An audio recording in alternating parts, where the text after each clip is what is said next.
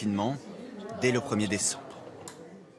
En attendant que la deuxième vague de Covid soit vraiment derrière nous, il faut encore renforcer les effectifs des établissements de santé dans les zones qui sont tendues.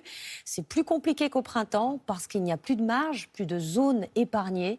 Le personnel soignant est plus rare et plus précieux que jamais. Reportage dans le Lot-et-Garonne de Frédéric Prabonneau, Isabelle de Lyon et David Bress. Au printemps dernier, ils étaient nombreux à venir aider les régions frappées de plein fouet par la première vague, comme ces anesthésistes réanimateurs de Toulon en renfort à Melun.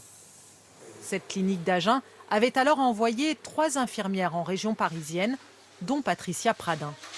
Il y a beaucoup de personnel qui n'était pas en activité sur le bloc opératoire. Et du coup, prêter main forte à nos collègues à Paris, c'était tout à fait naturel. Impossible de partir aujourd'hui. L'infirmière est mobilisée en salle de réveil, car peu d'opérations ont cette fois été déprogrammées. Autre changement, le Lot-et-Garonne, épargné par la première vague, est aujourd'hui en alerte. La clinique doit donc aider l'hôpital d'Agen.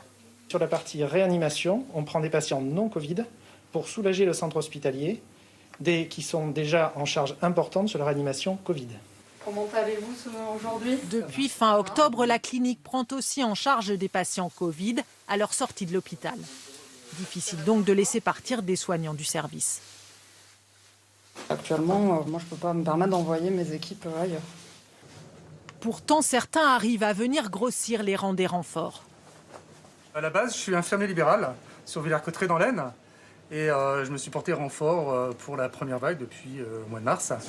Premier jour au CHU du Kremlin-Bicêtre et retour à l'hôpital pour celui qui a commencé sa carrière en réanimation.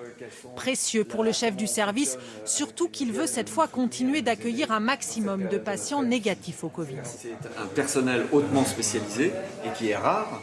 Il va falloir absolument essayer de donner tout ce qu'on peut en soins pour les Covid+ et les Covid-. Et là-dedans, on a besoin d'avoir des équipes paramédicales qui sont derrière. L'infirmier vient au CHU 4 jours par semaine pour 48 heures de travail, alterné avec son cabinet où il a pris une remplaçante. C'est pas évident déjà au point de vue familial. J'ai ma femme qui est infirmière, donc qui comprend le fait que je sois ici. Bon, les enfants, c'est un peu plus délicat, parce que papa manque. Malgré les tensions sur le système de santé, ils sont presque 12 000 à s'être portés volontaires comme renfort pour cette deuxième vague.